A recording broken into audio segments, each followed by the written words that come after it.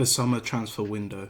A lot of Fabrizios here we go, a lot of negotiation chaos, a lot of jet tracking 19-year-olds flying to airports, and that is exactly why now is the best time to talk about how it really works behind the scenes.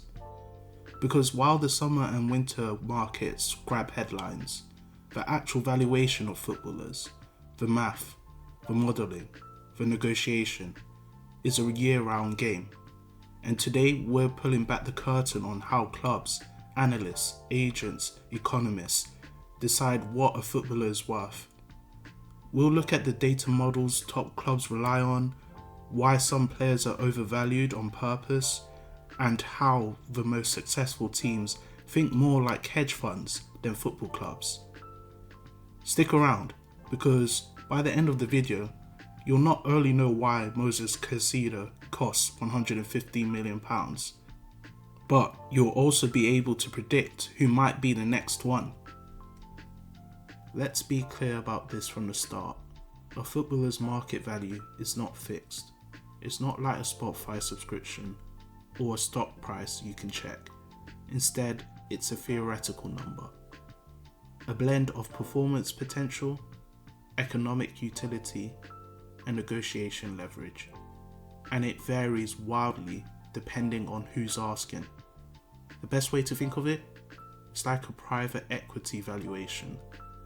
There's no public auction, no transparent pricing model, and the final number depends on what someone is willing or desperate to pay. According to the CIES Football Observatory, one of the few organizations that actually models transfer values with data science, transfer values are based on 5 macro categories. Number 1, performance, minutes played, goals and assists. Number 2, contract status, length remaining, renewal probability. Number 3, age and progression curve. Number 4, club and league prestige. And number 5, inflation and macro market conditions. And that's before you factor in intangibles like fan pressure, politics, or the club's branding ambitions. Let's zoom in and go from macro theory to the 6 practical levers that determine whether a player costs 30 million or 130 million. Number 1, age and progression curve. Younger players are worth more, not just because of potential, but because of the longer asset window. A 20-year-old has 8 to 10 years of resale, while a 30-year-old has maybe 2. Case in point, Jude Bellingham, signed by Real Madrid for over 100 million euros at 19. CIES model had him as the most valuable player in the world as of mid-2023 at over 250 million euros. Number 2, contract duration.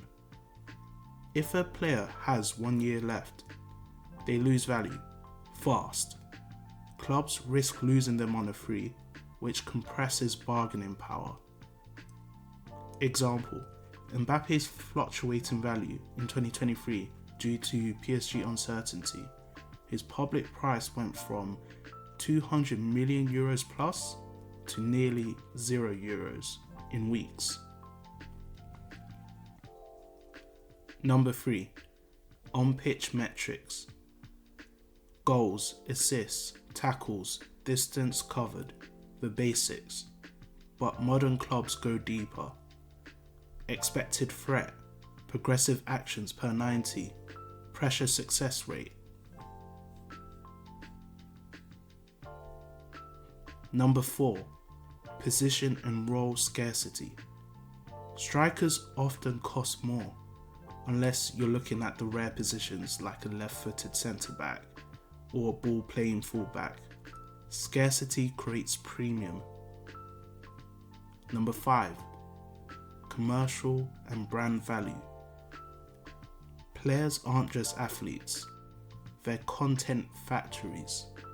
Ronaldo made Juventus £50 million in shirt sales in 24 hours. Messi's move to Inter Miami caused MLS season pass subscriptions to spike over 110,000 in one day. Number 6. Timing, club desperation and market forces. January windows, injured starters, failing clubs. These external pressures can inflate prices artificially. It's not just about what the player's worth. It's what he's worth to them right now.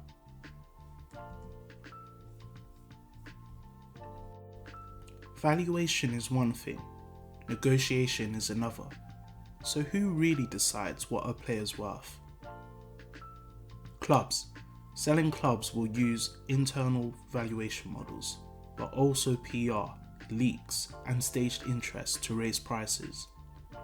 Buying clubs might ignore models entirely if the manager insists on a specific player. Agents. They're not just intermediaries, they're the market makers. Agents plant transfer rumours, leak interest from other clubs, and inflate value through media perception. Remember how Caicedo's team used Liverpool's interest to push Chelsea to bid over £110 million?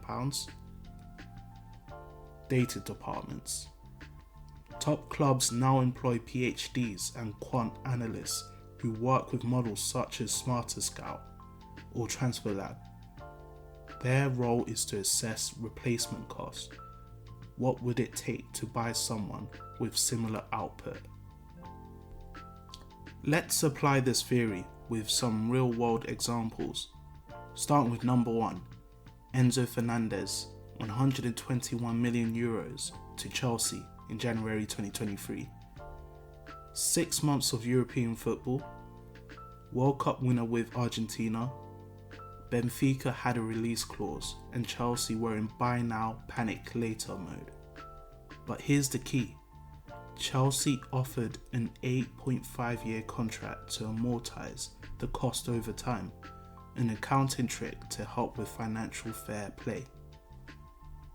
Number 2, Declan Rice, £105 million to Arsenal, June 2023. Arsenal paid premium not just for quality, but for Premier League experience, leadership and long-term fit. West Ham played hardball with contract leverage. Number 3, João Félix, loaned to Chelsea. Félix was valued around €100 million when he moved to Atletico. Poor fit in Simeone's system reduced his effective value. Chelsea picked him up on a loan fee alone, a risk-adjusted buy. Each of these transfers involved valuation, negotiation, timing, and media optics, not just performance data. We're now in an era where clubs operate more like venture capital firms. They don't just ask, is this player good? They ask, can we flip him, monetize him, leverage him? Just look at these models. Brighton sells players like Caicedo, McAllister, Cucurella, all bought cheap, developed, flipped. Red Bull Group treats Salzburg and Leipzig like a pipeline. City Football Group, 13 clubs across continents, developing and exporting talent. Meanwhile, organisations like the CIES are working on an automated valuation tool that clubs will use and license, literally AI football pricing models. But as money floods in from Saudi Arabia, US equity and sovereign wealth funds, we will continue to see volatility, because behind the spreadsheets are egos, politics and power. So, the next time you see a player signed for a crazy fee, ask yourself, how old are they? How long's their contract? What position do they play? What's the PR value? And who's really benefiting? If you found this breakdown useful, like, comment and subscribe. This is the channel where we explain how money moves behind the scenes of the sports and business world. And drop a comment below. Who do you think was the most overpriced transfer of the last 5 years, and why?